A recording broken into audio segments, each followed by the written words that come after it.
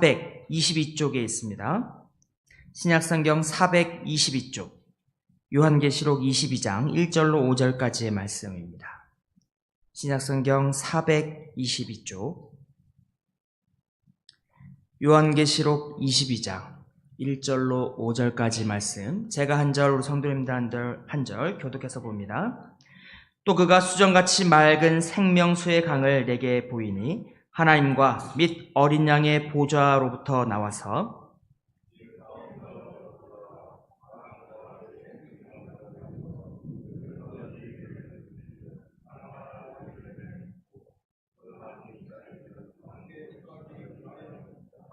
다시 저주가 없으며 하나님과 그 어린 양의 보좌가 그 가운데 있으리니 그의 종들이 그를 섬기며,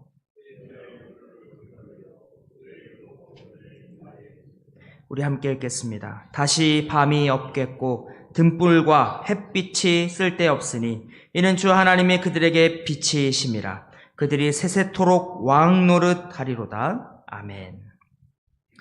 혹시 오래된 고전 영화 벤허를 보셨습니까? 아마 교회에 오래 다니신 우리 성도님들은 다들 한두 번쯤은 보셨을 법도 한데 우리 젊은 세대들은 잘 모르겠습니다. 저도 이걸 다 보지는 못하고 부분만 봤던 기억이 나는 영화인데, 그 옛날 영화, 아주 오래된 그 영화 벤허에 보면 영화 벤허에서 주인공이 예수가 처형장으로 끌려가는 그 모습을 보게 됩니다. 그런데 잘 보니 끌려가는 그 사람이 자신이 노예로 팔려갈 때 목말라 너무나도 물을 간구할 그때 친절하게 자기에게 와서 물을 따라 부어 주었던 그 소년임을 알게 되는 것입니다. 자연스럽게 베너는 자기에게 물을 따라 주었던 이 청년 예수, 이라나 입에 장성하여 지금 처형장에 그 십자가라고 하는 정말 극악무도한, 정말 아무나 가지 않을 그런 처형장으로 끌려가는 이 예수를 보게 되는 것입니다. 자연스럽게 관심이 그쪽으로 쏠리게 됩니다. 장면이 바뀌어 예수께서 십자가에 못 박혀 돌아가시게 됩니다. 그때 흘리신 보혈에 내리는 빗물이 함께, 지금 밖에 천둥 치는 겁니까? 어이구야. 내리는 빗물이 예수의 보혈을 씻으며 함께 흘러내려가는 것입니다. 그 흘러내려가는 물이 고이고 또 흘러가면서 지금 이 비를 피하려고 동굴에 들어간 그 나병에 걸린 주인공의 어머니와 여동생이 있는 그 동굴로 흘러가게 됩니다.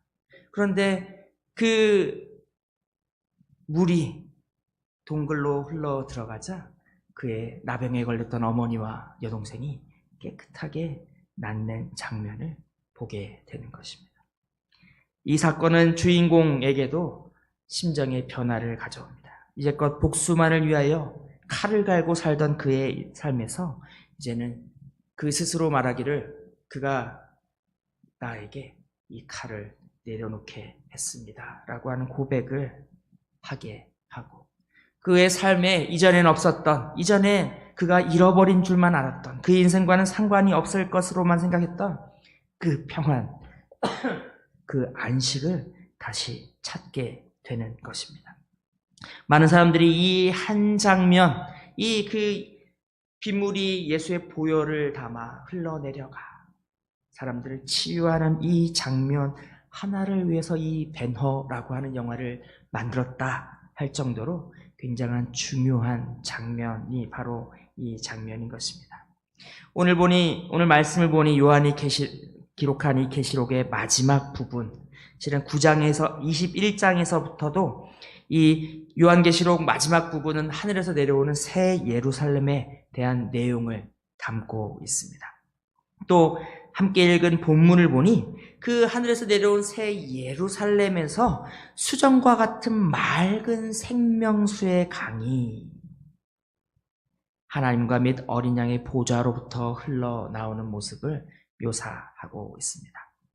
그런데 요한만이 이 환상을 본 것이 아닙니다. 생명수의 강에 대한 환상을 에스겔도 보았는데, 그가 에스겔서 47장에서 이 성전에서 흘러나온 생명수가 강을 이루고 바다로 모여 이 생명수가 흘러가는 그 모든 물과 땅과 바다에 사는 모든 생명을 회복시키는, 살리는 놀라운 장면을 기록한 것입니다.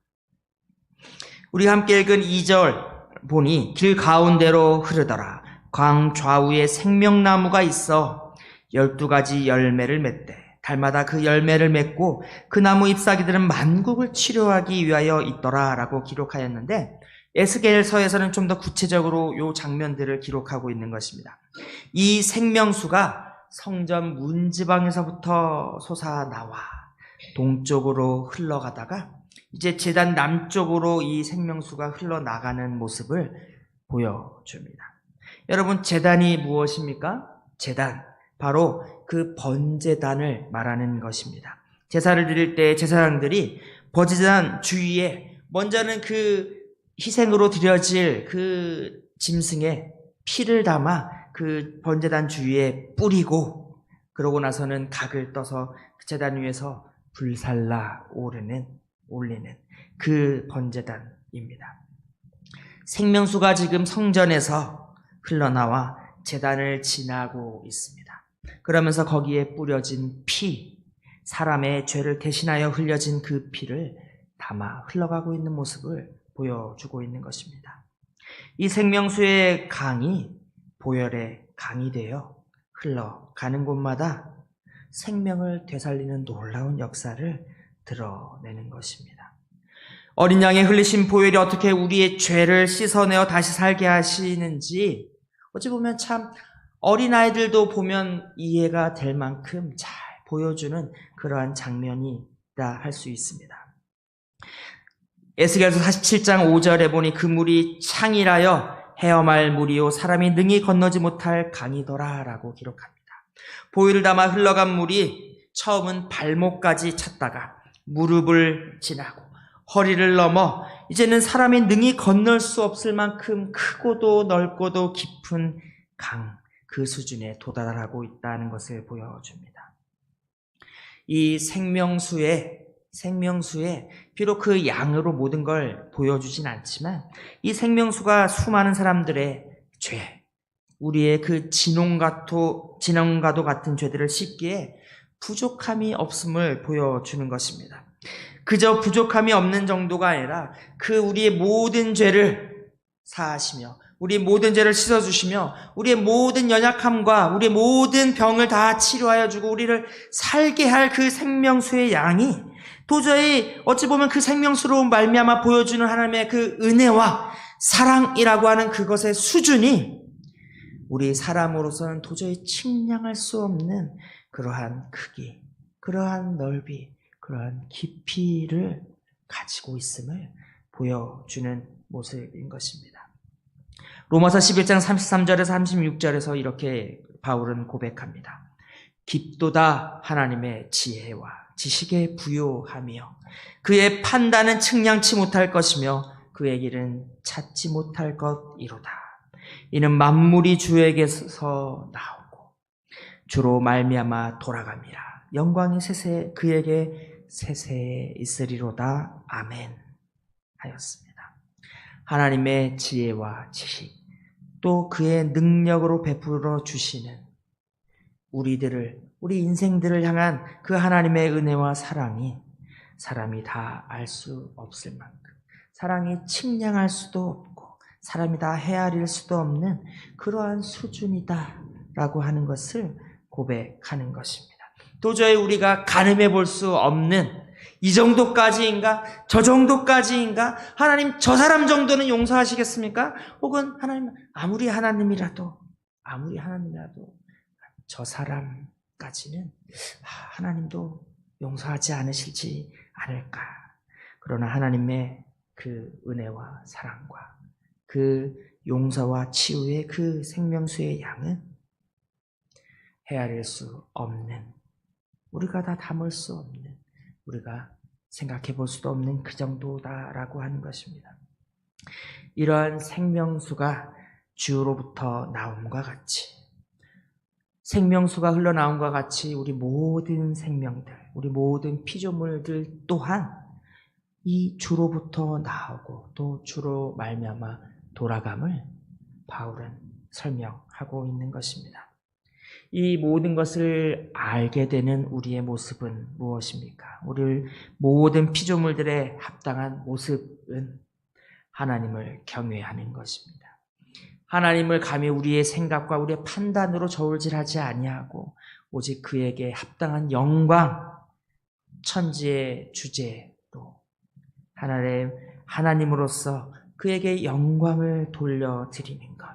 어찌 보면 이 시간 우리 함께 모여 드리고 있는 것이 아닙니까? 예배를 드리는 것. 이 시간 주를 기념하는 것. 그것이 모든 피조물들의 합당한 모습이 아닌가 합니다.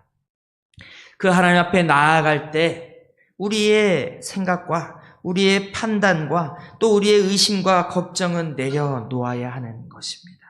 모든 것을 내려놓아야 합니다. 우리의 생각과 또 때로는 우리의 생각 안에 또 우리의 판단 안에 우리의 심중 안에 들어있는 너무나도 깊이 뿌리 박은 그 죄를 이미 우리는 고백하며 나아가야 하는 것입니다.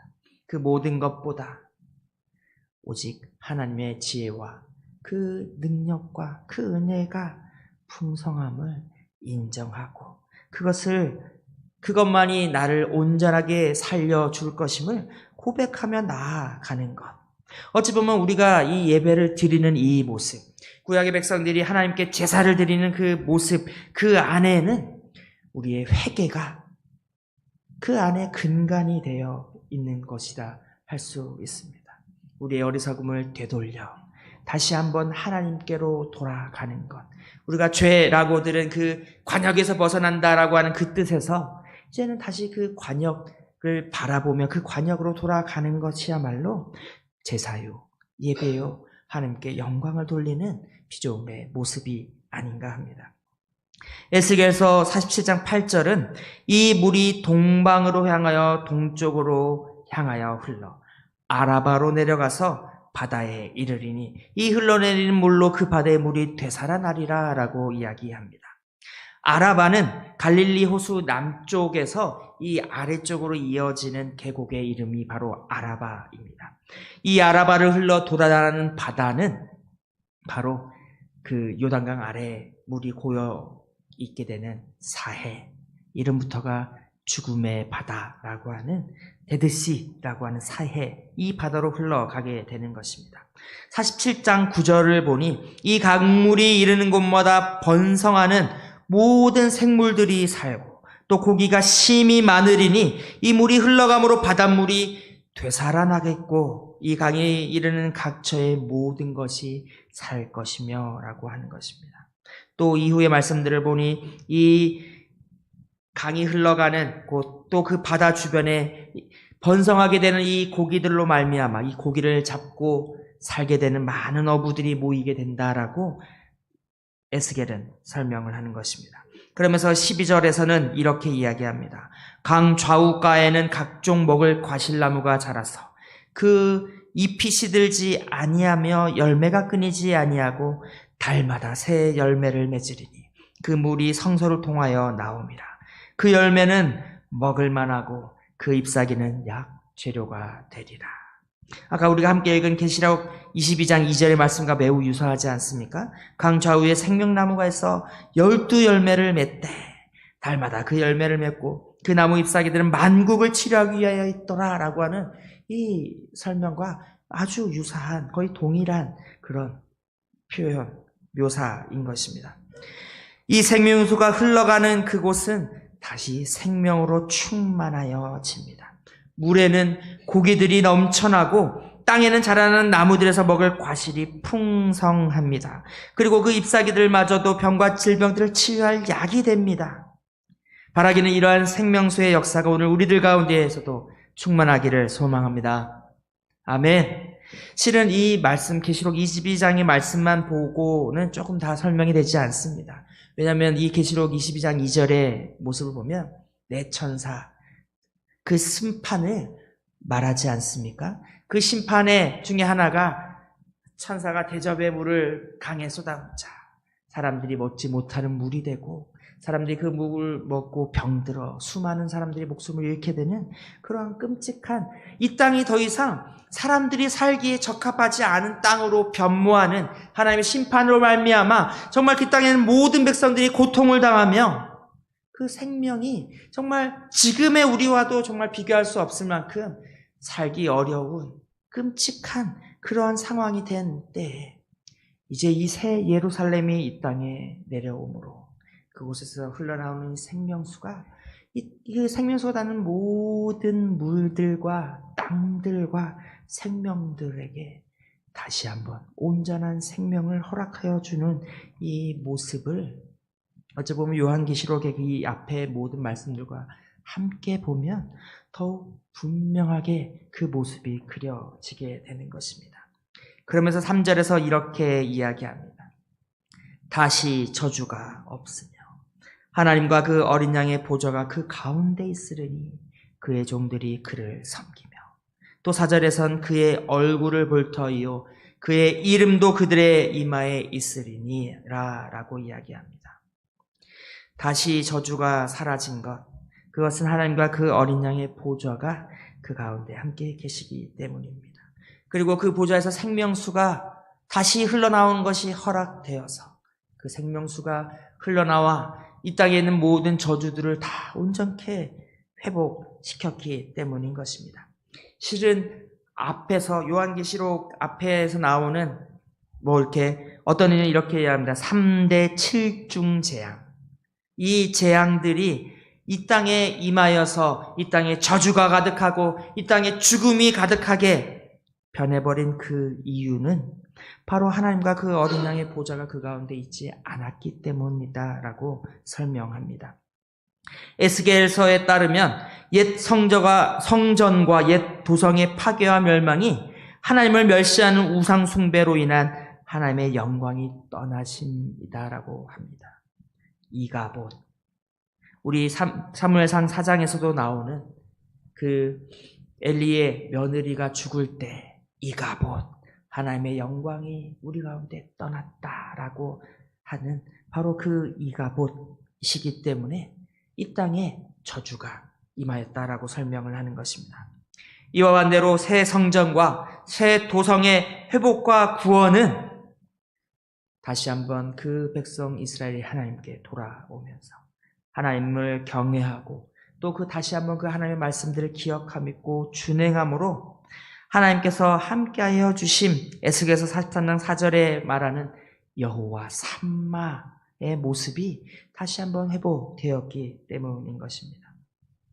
실은 에스겔서뿐만이 아니라 출애굽하는 동안에 하나님께서 이스라엘 백성들에게 여러 번 알게 하여 주시는 것, 무엇보다 중요한 그것, 바로 하나님께서 이 백성과 함께 하여 주시는 그 사막의 40여 년 동안의 그 모든 시간들 중에 낮에는 구름 기둥으로 밤에는 불 기둥으로 또 하나님께서 허락하여 주시는 생명과 또 그 이전 세대도 이후의 세대도 경험하지 못했던 하늘에서 내리는 만나와 메추라기에 그 모든 것들을 통하여서 하나님께서 이 백성 이스라엘에게 분명히 알게 하여 주실 그 한 가지 하나님의 돌보심이 이 백성과 함께 하는 것이야말로 이 백성들에게 가장 중요한 한 가지 하나님과 동행하는 삶, 하나님을 의지하여 살아가는 삶, 그것이야말로 가장 중요한 것임을 깨닫게 하여 주시는 것인데 그 하나님께서 동행하여 주심이 이스라엘의 힘과 능력과 또 생명인 것이 이제 성경의 마지막인 요한계시록에서도 여전히 하나님이 함께하여 주시는 그것, 이제 하나님께서 새 예루살렘으로 다시 임하시며 다시 한번 이 모든 땅의 모든 백성들의 아픔을 치료하여 주시고 그들을 온전케 하여 주시는 그것이야말로 우리에게 있어서 가장 큰 축복임을 깨닫고 알게 하여 주시는 것입니다. 그러므로 우리가 구약이나 혹은 신약이나 우리에게 있어서 우리 믿음을 가진 우리 모든 성도들, 구약의 이스라엘이나 혹은 신약을 사는 또 영적인 이스라엘이라 칭하는 우리 모두에게 있어서 임마누엘, 하나님께서 우리와 함께 거하시는 이 임마누엘의 신앙이야말로 어찌 보면 우리 신앙의 핵심, 또 믿음의 모든 것이라 할 만하다 할 수 있습니다. 그러면서 다시 밤이 없겠고 5절에 보니 다시 밤이 없겠고 등불과 햇빛이 쓸데없으니 이는 주 하나님이 저에게 빛이심이라 라고 이야기합니다. 여러분, 요한복음으로 돌아가 보면 요한복음 빛이신 말씀에 대한 소개로 시작을 합니다. 태초에 말씀이 계시니라. 이 말씀이 하나님과 함께 계셨으니 이 말씀은 곧 하나님이시니라. 그가 태초에 하나님과 함께 계셨고 만물이 그로 말미암아 지은 바 되었으니 지은 것이 하나도 그가 없이 된 것이 없느니라. 그 안에 생명이 있었으니 이 생명은 사람들의 빛이라. 요한복음 1장 1절에서 4절까지의 말씀입니다. 하나님은 어둠을 밝히시는 빛이 되십니다. 나는 세상의 빛이니 나를 따르는 자는 어두움에 다니지 아니하고 생명의 빛을 얻으리라. 요한복음 8장 12절에서 주님이 말씀하시는 것입니다. 말씀이 육신이 되신 예수 그리스도께서 세상의 어둠을 밝히는 세상의 빛으로 이 땅에 오신 성육신한 말씀임을 증거하셨던 것입니다. 그런데 이 말씀은 그저 하나님이 이 땅에 이 세상의 빛이 됨을 말하는 것으로 그치지 않습니다. 그저 그리스도께서 빛이며 생명이다 라는 것으로 끝나지 아니합니다. 마태복음 5장 14절에서 16절의 말씀을 보면 이러합니다. 너희는 세상의 빛이라. 이같이 너희 빛이 사람 앞에 비치게 하여 그들로 너희 착한 행실을 보고 하늘에 계신 너희 아버지께 영광을 돌리게 하라 라고 이야기합니다. 우리는 피조물된 우리들은 스스로 빛을 발하는 그 빛의 근원은 아닙니다. 우리 스스로 빛을 낼 수 있는 그런 존재는 아닌 것입니다. 그러나 우리를 보고 세상의 빛이라 라고 주님은 말하시는 것입니다. 우리께서 하나님으로부터 말미암은 그 생명의 빛이 그리스도를 주로 여겨 따르는 우리들을 통하여 이 땅의 모든 사람들에게 분명히 보여 알게 하는, 분명히 보여 부정할 수 없는 증거로서 이 땅에 나타나게 될 것을 말하는 것입니다. 거룩한 성 예루살렘의 빛나는 영광은 하나님의 영광의 임재일 뿐만이 아니라 하나님의 통치 아래에 있는 하나님의 백성들, 하나님의 자녀들의 출현을 말하는 것이기도 한 것입니다. 로마서 8장 18절에서 21절 말씀을 보면 이런 기록이 있습니다. 피조물에 고대하는 바 그것은 하나님의 아들들에 나타나는 것이니 피조물이 허무할 때 굴복하는 것은 자기 뜻이 아니요 오직 굴복하게 하시는 이로 말미암음이라. 그 바라는 것은 피조물도 썩어짐의 종노릇한 데서 해방되어 하나님의 자녀들의 영광과 자유에 이르는 것이라. 결국 구원을 통하여서 피조물 모두가 이 썩어짐의 종로로 타는 그 노예에서 벗어나 하나님의 자녀로서 또 하나님의 피조물의 온전한 모습으로 다시 한번 회복되어지는 그것인데 그것을 위하여 하나님의 자녀들의 임함, 그들의 드러남이 먼저 필요한 것입니다. 또 말씀을 보면 그의 얼굴을 보며 그의 이름도 그의 이마에 있으리라 합니다. 이 땅에서의 우리의 연약함과 부족함이 있습니다. 이미 먼저 임하신 그리스도께서 우리에게 구원의 생명과 말씀을 보여주셨습니다. 또 그 이전에는 하나님께서 당신의 일꾼들, 당신의 종들을 통하여 실은 구약의 말씀들을 이미 다 우리에게 언약의 말씀, 율법의 말씀을 보여주셨습니다.